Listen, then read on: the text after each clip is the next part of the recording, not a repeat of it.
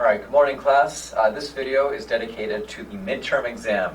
My goal through this video is to not only lay out what the midterm looks like, to provide a description, but also give you some suggestions on ways that you can carefully craft an assignment that meets my expectations. So if you would like to follow along, I'm going to see if I can expand this here. So I will read and talk about the exam, what I'm thinking as I go through it. So first, American history is often portrayed as a story of consistently expanding equality, rights, liberty, opportunity, and democracy. Within this narrative, each generation experienced a better, more free, more democratic life than the last. I think we can all agree. Despite recent newspaper claims that today parents are more pessimistic about their children's future than in the past, I think for the most part, as we look at the American experience from the 16th through the modern, from the 16th century to the modern day, we could argue that these little insider groups have constantly expanded over time. Right? Today, arguably, Americans are the most free, the most equal than at any time in the past. Now, while we may argue about that, a claim that one year or one era was more free or more equal than today, I think this narrative that America is constantly expanding is one that I think can have traction. Continuing on, and while this trend of expansion may be true when examined through the broadest of historical lenses, our topics of focus this semester, this term, show that for every giant leap forward, there were many smaller steps backwards. So, right, with the passage of the 14th and 15th Amendments, African Americans, for example, would argue that their opportunities, their rights, their liberties were vastly expanded.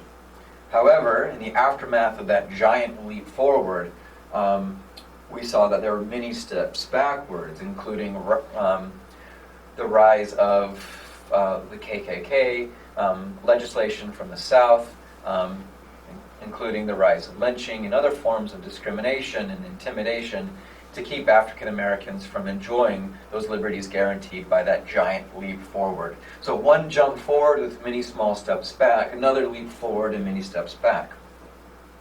For this essay, for this exam, I want you to choose one of the following concepts. So these include equality, rights, liberty, opportunity, or democracy. So choose one of those topics and assess the degree to which that concept you selected has expanded or contracted from the conclusion of the Civil War through the end of the Progressive Era. Essentially, through all of the chapters that we have examined thus far this term. So for instance, if you were to examine equality, you would define what equality is.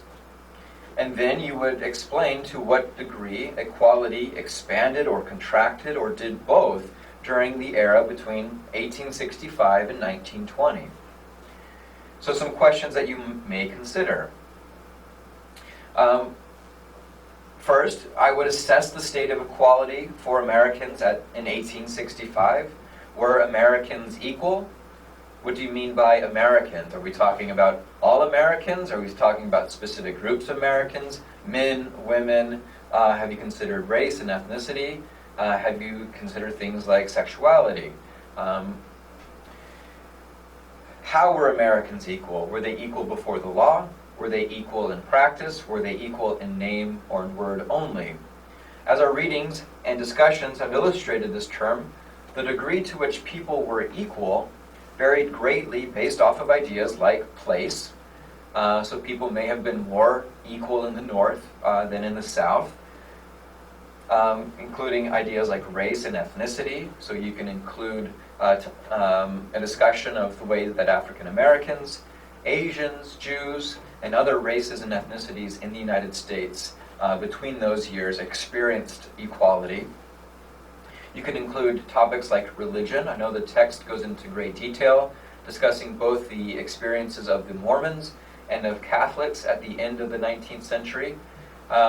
So if America is this land of equality, then why were Mormons being persecuted, and why was the Supreme Court and members of Congress passing legislation that was specifically geared to root out religious belief?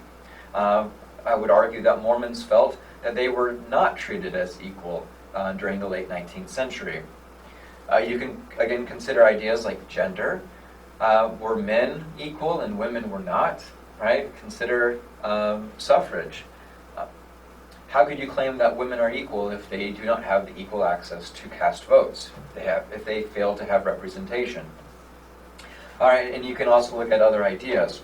In your paper, you will describe the events and/or people and/or laws that expanded and/or contracted the equality or the rights or the liberty or democracy or opportunity during the above-mentioned years.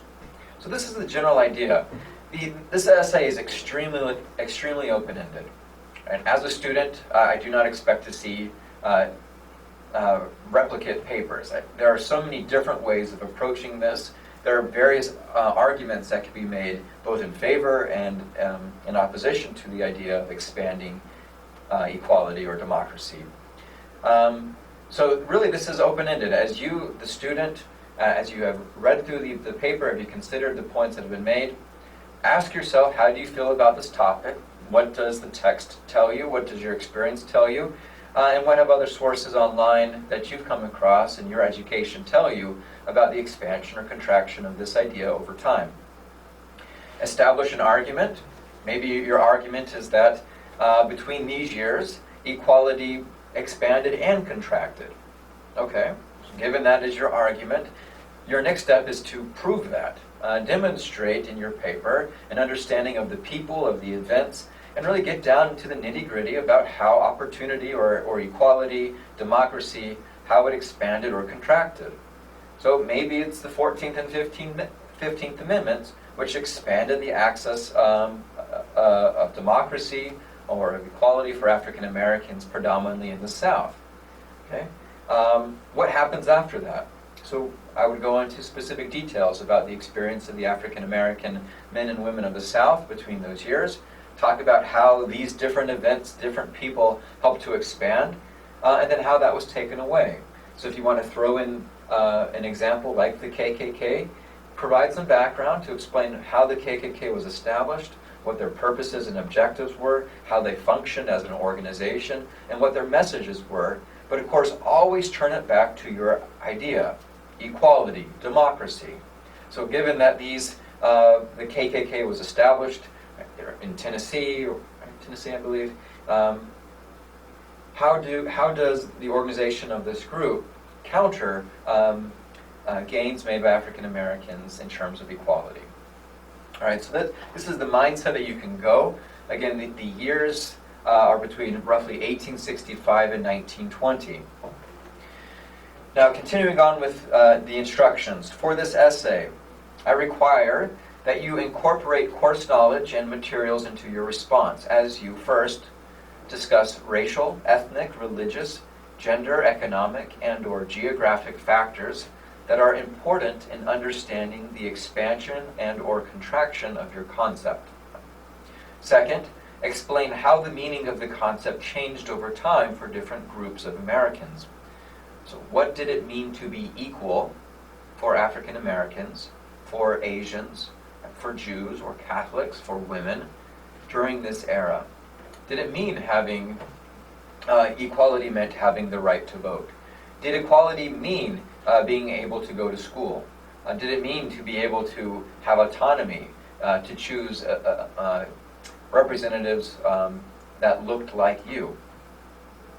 And then third, finally, describe ways that this concept brought Americans together or pushed them apart. This exam is open note and open book, and I encourage you to spend time brainstorming your topic, thinking about the text, reviewing the sources and materials, and just digging around online. The textbook is an excellent source for context. I am not so much interested in measuring what you know, but in measuring how well you can incorporate or synthesize ideas from across the week's readings into a single essay. Now, for a couple of suggestions, hints to be successful in this endeavor. Successful students will be specific in their response using examples from the text. Again, I want you to establish an argument in the introduction. What is your thesis statement?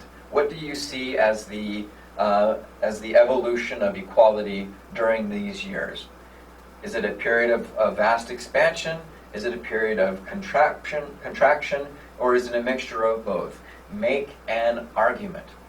And then in the paragraphs that follow, whether it be chronologically, or by group, or geographically, by race or ethnicity, I want you to describe how that idea changed over time, right? Support your argument by giving specific facts, historical facts to support your claim.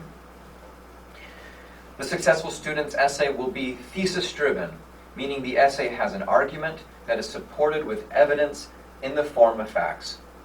The answer to this essay is complicated. I do not believe this is a simple exam. The answer to this will be complicated. Show why it is complicated by examining changes to your concept as evidenced by the source material. The exam, as I said before, is open note, open book. You can engage in this topic with your materials. But I ask that this is not open classmate or open neighbor. This assessment is to measure your ability to think and write. Now, in terms of expectations and length, I think a 12-point Times New Roman font is appropriate.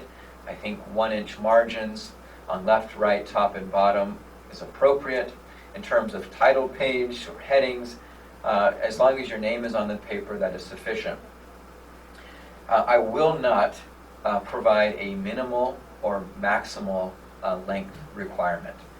I find that by giving you a 1,000 word, then I will get 25 responses that are exactly 1,000 words. In most cases, this is in the form of students bluffing or using various synonyms to increase the size of their content. Right? By establishing a word count, I often get a lower quality of work. So I'm not going to give you one. I want you to answer this question as completely as you can, knowing that points will be awarded based off of thoroughness of response. Could a student answer this question in one page? Maybe. But sadly, by answering the question, by making an argument, you will not be supporting your argument with enough context. Provide me 3 or 4 examples of groups that support your claim about the expansion or contraction of the idea. I am measuring the completeness of a response. With that said, successful papers will be specific, use multiple examples, and be thesis-driven. I think 4 to 6 pages of text is appropriate for this assignment, though I've had students go longer and be just as successful. Take your time, demonstrate your ability to think about the issues historically. Again, successful responses should provide numerous examples, right? And you as a student should be able to provide the historical example and spell out specifically how this changes your idea. So if you're talking about Catholicism in the late 20th century, explain the state of Catholicism, but then spell out specifically how those facts, those people, those events shape your understanding of the term that you have selected. All right, your exams will be due Sunday night, Sunday, February 12th.